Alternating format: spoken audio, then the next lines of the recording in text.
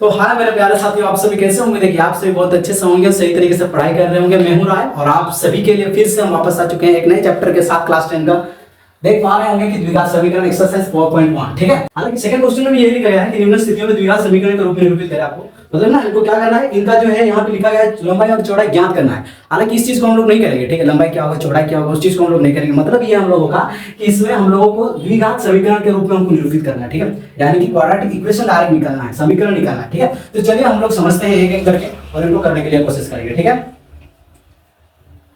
Question है, एक आयताकार भूखंड का क्षेत्रफल 528 मीटर स्क्वायर है।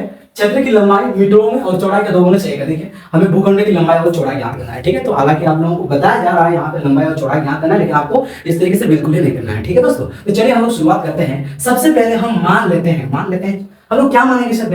ये मेन चीज तो यही है ना, क्या मानेंगे। देखिए आपको यहाँ पे क्वेश्चन दे दिया गया है कि चौड़ाई के 2 गुने से 1 अधिक है। यानी कि आप लोगों को चौड़ाई से आपको कंपैरिजन करा रहा है, ठीक है। चौड़ाई से आपको अगर कंपैरिजन करवा रहा है तो फिर आप लोगों को चौड़ाई को ही ले लेना है, x, ठीक है। आपको कंसीडर करके लेना है, ठीक है। तो हम लोग यहाँ पे लिख सकते हैं माना कि, ठीक है ना, क्या लिखेंगे, माना कि चौड़ाई बराबर कितना होगा, चौड़ाई इज इक्वल्स टू कितना होगा, x मीटर। x मीटर ने m लिखा, शायद आप इस तरीके से सोचेंगे, x मीटर मैंने लिख लिया, ठीक है।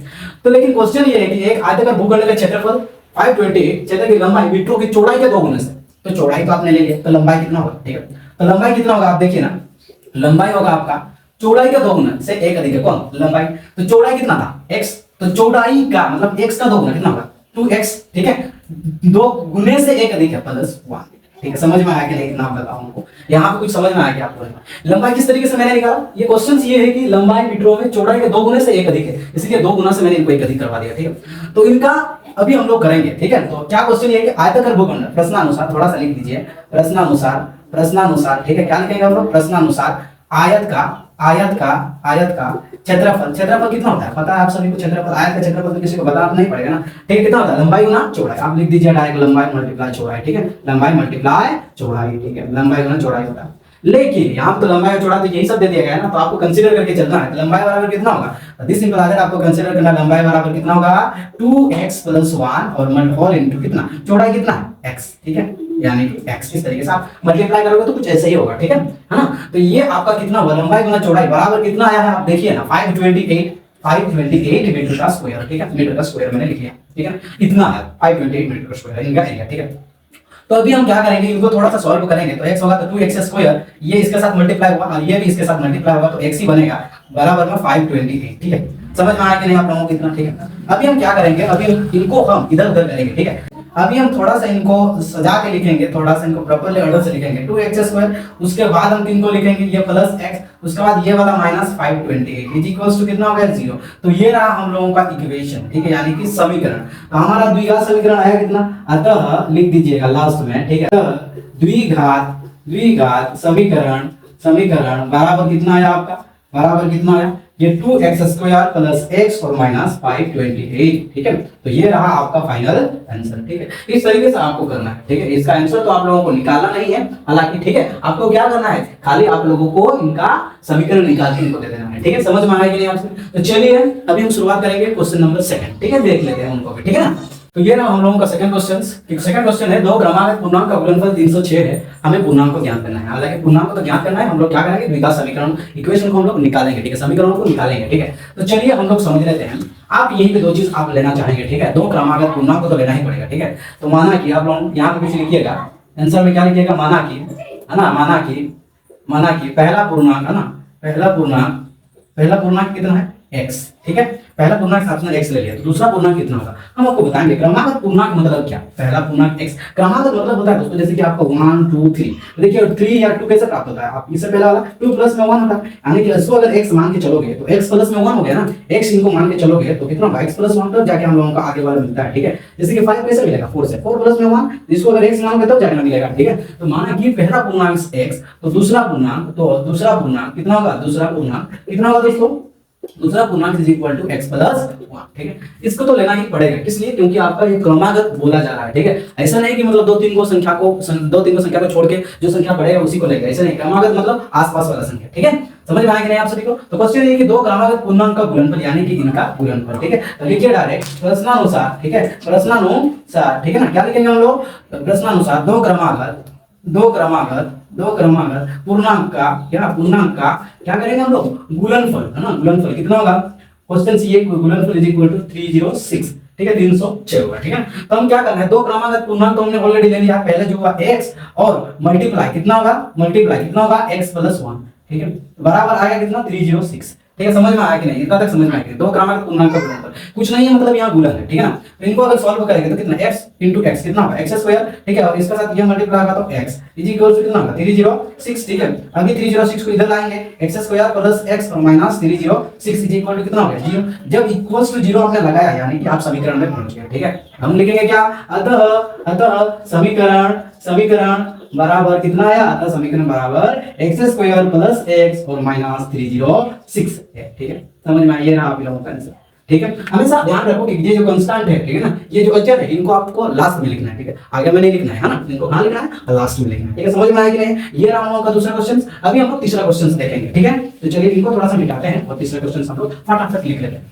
तो दोस्तों ये रहा हम लोगों का तीसरा क्वेश्चन कि रोहन की मां उससे 26 वर्ष बड़ी है, उनकी आयु का गुणनफल अब से 3 वर्ष पश्चात 360 हो जाएगी। हमें रोहन का वर्तमान आयु ज्ञात करना है, ठीक है। तो किसको आपको लेना है, x यानी कि वर्तमान आयु। तो लिखिएगा माना कि, ठीक है, क्या लिखेंगे, माना कि रोहन का, है ना, क्या रोहन का वर्तमान आयु, है ना, क्या वर्तमान आयु कितना है, आयु x वर्ष है, ठीक है, कितना वर्ष ले लिया आपने, x वर्ष। लेकिन क्या यहाँ पहले क्या बताया जा रहा है कि रोहन की मां उससे 26 वर्ष बड़ी है, तो रोहन की मां का आयु कितना होगा, रोहन की मां का आयु, है ना, कितना होगा, मां का आयु तो कितना होगा दोस्तों, 26 वर्ष बड़ी, यानी कि x प्लस 26 वर्ष, ठीक है, x प्लस 26 वर्ष। इसलिए क्योंकि पहले क्वेश्चन ये है कि रोहन की मां उससे 26 वर्ष बड़ी है, किससे, मतलब रोहन से। रोहन का कितना था, x था, तो इसीलिए मैंने 26 को ऐड किया कि रोहन का आयु से 26 बड़ी है, ठीक है, यानी कि 26 साल उन्होंने बढ़ा, ठीक है ना। उसके बाद हम ये क्वेश्चन करेंगे कि अब से 3 वर्ष पश्चात 360 हो जाएगी। प्रश्नानुसार हम सीधा सा लिखेंगे, ठीक है ना, क्या प्रश्नानुसार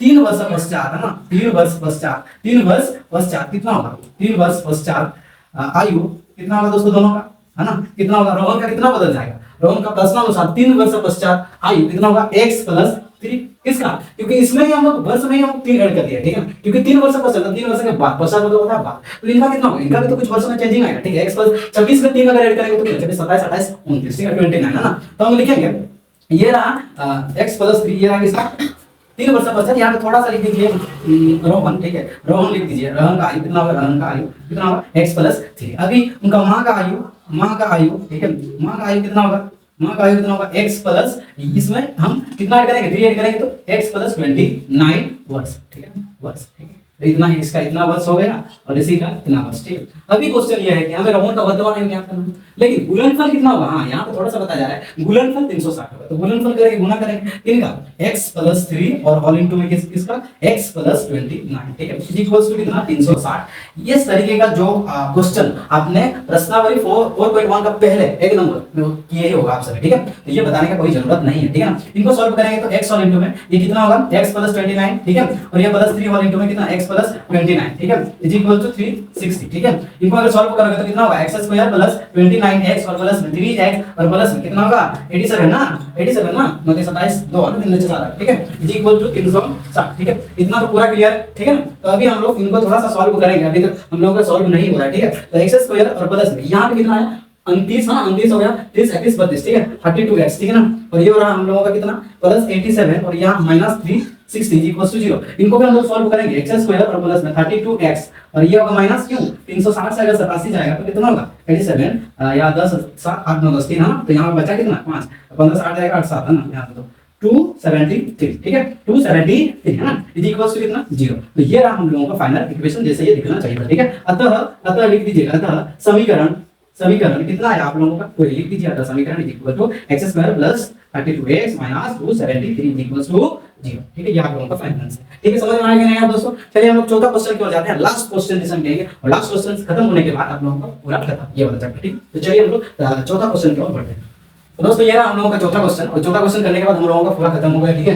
चौथा क्वेश्चन है, एक रेलगाड़ी 480 किलोमीटर दूरी समान चाल से तय करती है, यदि इनकी चाल 8 किलोमीटर प्रति घंटा कम होती तो उसे दूरी तय करने में 3 घंटा अधिक लगती है। रेलगाड़ी की क्या करना है, चाल ज्ञात करना है। हम आपको बताया यहाँ पे क्वेश्चन है, सॉरी क्वेश्चन है, फॉर्मूला है, चाल इज इक्वल टू कितना होता है, दूरी बटा समय। ये वाला आपको याद करना है, ठीक है। ये वाला इसी फॉर्मूला से हम लोग कई सारे चीजें हम डिराइव कर सकते हैं, इसी फॉर्मूला से हम निकाल सकते हैं, ठीक है। थोड़ा सा आपको याद करना है, बस याद करने के लिए मैंने इधर लिखा, ठीक है। अभी क्या करेंगे, अभी सॉल्व करना लगेगा हम सब, ठीक है। आंसर लिखना है, तो चाल ज्ञात करने के लिए बोला है, तो माना के चाल बराबर कितना, x किलोमीटर प्रति घंटा है, ठीक है ना। आपने कितना ले लिया, x किलोमीटर प्रति घंटा, ठीक है। कुल दूरी कितना है, ठीक है, कुल तय किया गया दूरी बराबर कितना होगा आपकी का, दूरी कितना होगा, कितना है यहाँ पे 480 किलोमीटर, 480 किलोमीटर, ठीक है। ये तो तय किया गया दूरी। अभी समय बराबर कितना होगा, समय बराबर कितना होगा, यहाँ पे थोड़ा सा अभी नजर मारिए आप सभी, ये चाल बराबर दूरी बटा समय हम किस तरीके से भी डिराइव करेंगे, लेकिन तो हम अगर इसको लिखेंगे तो दूरी बराबर कितना होगा, दूरी बराबर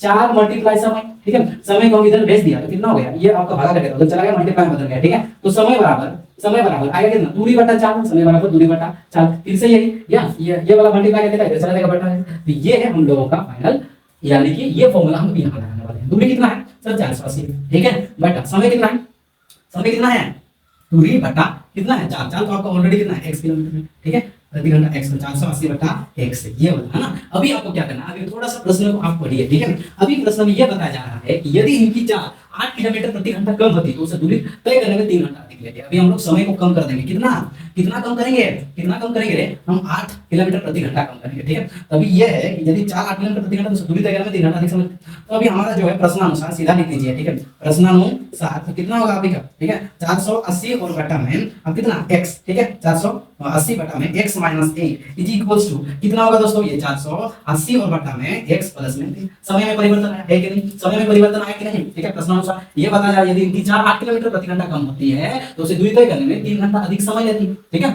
समझ में आया कि नहीं आप सभी को। तो चलिए इनको थोड़ा सा हम सॉल्व करेंगे मतलब क्या, सॉल्व करेंगे मतलब है कि इनको हम क्रिस क्रॉस तो नहीं कर सकेंगे, ये वाला ये इसी का दोस्त है तो इसीलिए इनको बगल में लाएंगे। 480 बाय x माइनस 8 और माइनस में 480 बाय x, ठीक है, इक्वल्स टू प्लस, इधर तो 3 ही बच गया, ठीक है। समझ में आया कि नहीं, इनको सॉल्व करेंगे। ये तो मान के चलो ये एक फ्रैक्शन है, ये थोड़ा आपको डिफिकल्ट लग रहा होगा, ठीक है, लेकिन आपको कंसीडर करके लेना है। मान के चलो ये एक भिन्न है, ठीक है। तो इनको सॉल्व करेंगे तो कितना होगा, x माइनस 8 और होल इनटू में कितना x, ये आपकी का लॉसो बनेगा, ठीक है। लॉसो जब भी बनेगा तो हम लोग क्या करेंगे, x माइनस 8 तो कैंसिल आउट हो गया तो 480x, ठीक है, और माइनस है, माइनस में लगाए, उसके बाद x कैंसिल आउट हो गया, 480 और x तो कितना हो जाएगा 480x, यहीं पे हम कर देते हैं, ठीक है। और ये माइनस माइनस प्लस हो गया, ठीक है, 480 और मल्टीप्लाई में x कितना, सॉरी 8 मल्टीप्लाई में 8, तो 480 मल्टीप्लाई 8 तो कितना होगा 8 शून्य है ना, 8 64 से 4 6 है ना, 8 4 32 33 34 35 36 37 38, ठीक है, 3840 कितना होगा 3840, बस यही का काम खत्म, ठीक है।